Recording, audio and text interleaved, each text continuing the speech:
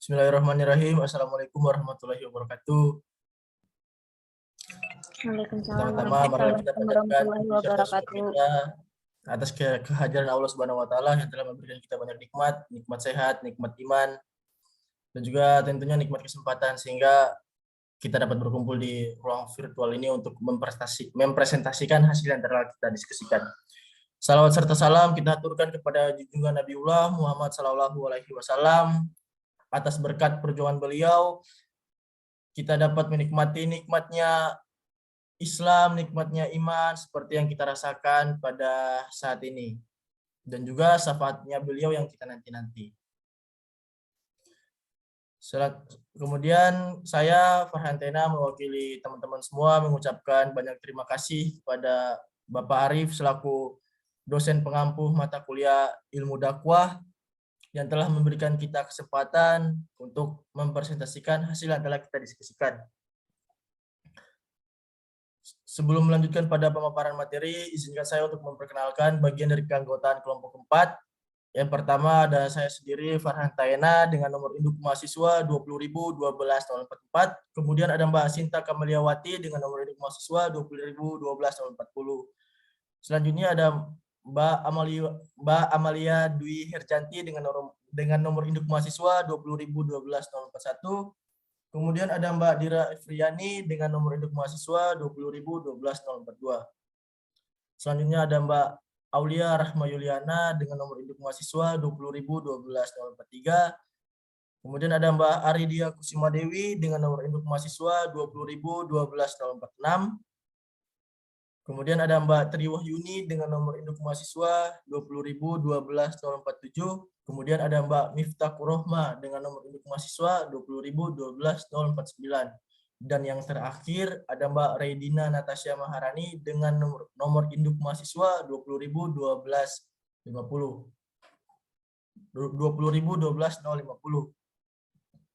Pada kesempatan kali ini kami dari kelompok 4 akan memberikan pemaparan terkait dengan pengertian dakwah, urgensi, sumber dana, pengelolaan, dan pengembangan. Slide ketiga, Mbak, minta tolong. Dana dakwah. Nah, pada pemaparan materi yang ini akan disampaikan oleh Mbak Sinta Kamaliawati. Kepada Mbak Sinta, saya persilahkan. Baik, terima kasih Mas Farhan. Di sini saya akan memaparkan materi tentang dana dakwah. Dana adalah salah satu faktor yang sangat menentukan kelancaran dan efektivitas kegiatan dakwah, karena dana berkaitan langsung dengan sub-sub sistem dakwah yang lain. Dan idealnya, gerakan dakwah yang bersifat organisasi perlu diperlukan semacam bank dakwah. Tetapi perlu diingat bahwa jangan sampai kegiatan dakwah dikomersialisasikan, tetapi jangan pula menzalimi para da'i. Itu saja yang bisa saya paparkan. Selanjutnya saya kembalikan ke moderator. Ya, terima kasih Mbak Sinta. Slide selanjutnya. Urgensi Bang Dai akan disampaikan oleh Mbak Amalia Dwi Herjanti. Kepada Mbak Amalia, saya persilakan.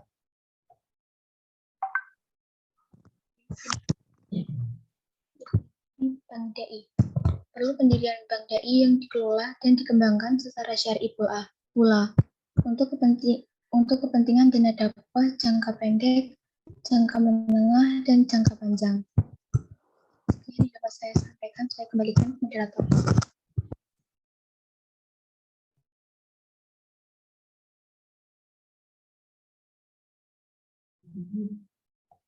Selanjutnya, sumber dana Bank DAI akan disampaikan oleh Mbak Dira Efriani. Kepada Mbak Dira, saya persilakan.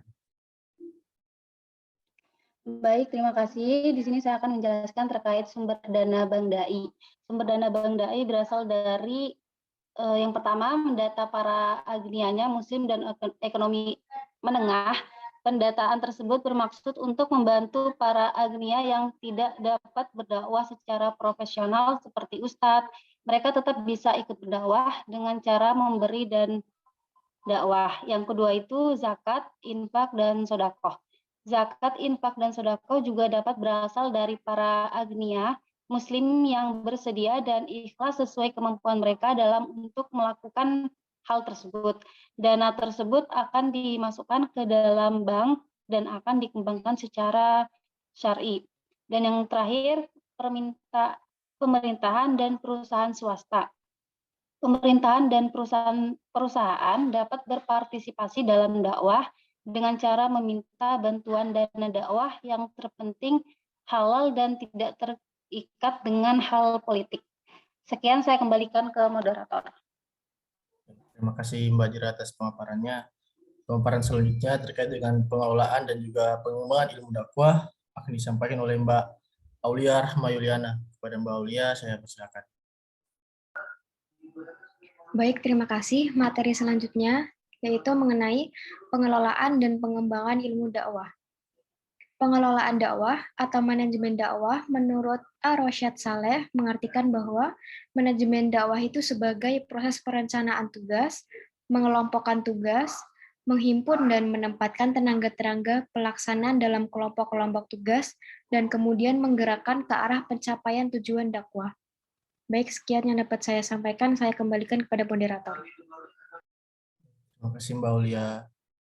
Selanjutnya unsur-unsur pengelolaan, di mana itu ada 5 unsur, akan disampaikan oleh Mbak Aridia Kusmodewi. Kepada Mbak Aridia, saya persilakan.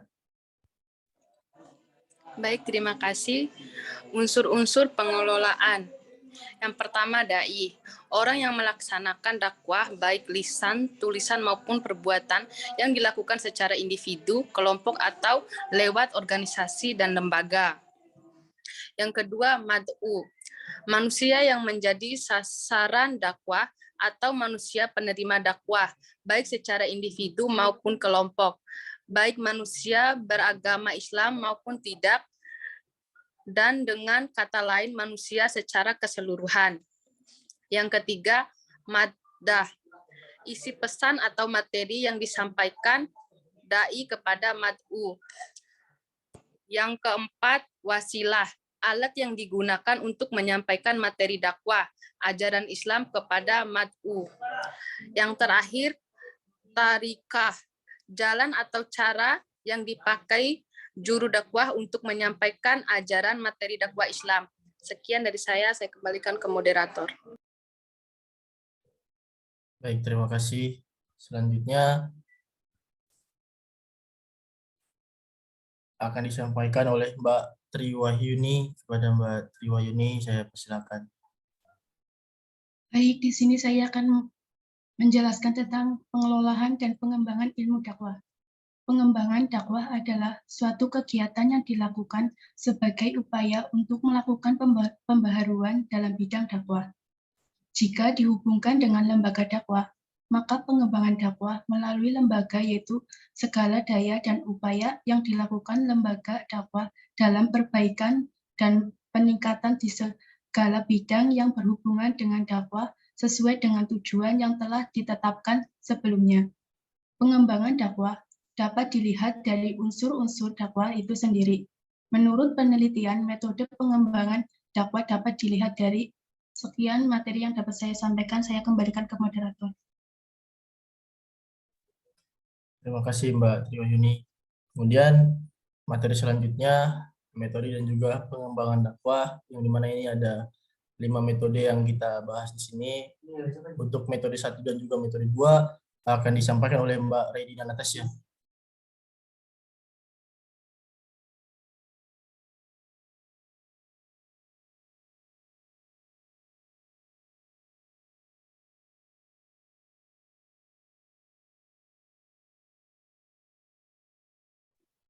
Ya, mohon maaf sebelumnya, karena tadi sebelum kita melakukan presentasi, Mbak Redina melakukan konfirmasi bahwasanya dia terkendala sinyal karena di daerahnya di Kalimantan mati lampu, maka akan digantikan oleh Mbak Amalia Dwi Herjanti. Kepada Mbak Amalia, saya persilakan.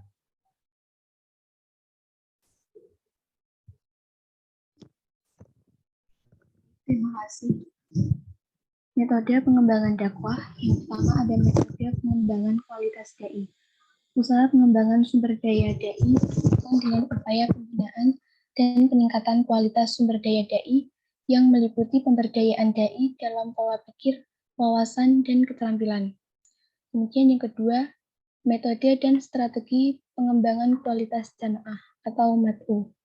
Pada dasarnya dikembangkan dari prinsip-prinsip sebagai pembinaan dan peningkatan wawasan jamaah dalam pemahaman, sikap dan aktivitasnya tentang ajaran Islam yang berkaitan dengan aspek-aspek kehidupan yakni akidah, ibadah, akhlak, keluarga, sosial kemasyarakatan, politik dan kewarganegaraan, ekonomi, pendidikan dan ilmu pengetahuan, kesenian, kejasmanian, kesehatan, keterampilan dan keamanan jasmani, dan pembinaan dan peningkatan wawasan jamaah tentang nilai-nilai kebersamaan, persatuan, dan kesatuan. Sekian yang dapat saya sampaikan, saya kembalikan ke moderator. Baik, terima kasih Mbak Amalia. Di metode-metode pengembangan dakwah selanjutnya ada 3 metode yang tersisa akan disampaikan oleh Mbak Miftah Kuromah. Kepada Mbak Miftah Kuromah, saya persilakan. Baik, materi selanjutnya yaitu metode-metode.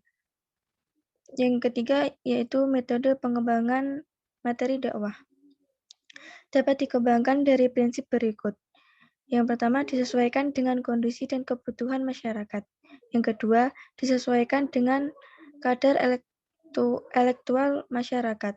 Mencakup ajaran Islam secara kafah dan universal, yakni aspek ajaran tentang hidup dan kehidupan.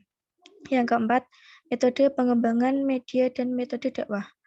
Dapat dikembangkan dari prinsip berikut. Yang pertama, pengembangan metode bil al-lisan dan bil al-amal sesuai dengan tantangan dan kebutuhan. Yang kedua, mempertimbangkan metode dan media sesuai dengan tantangan kemajuan ilmu pengetahuan dan teknologi dan sebagainya.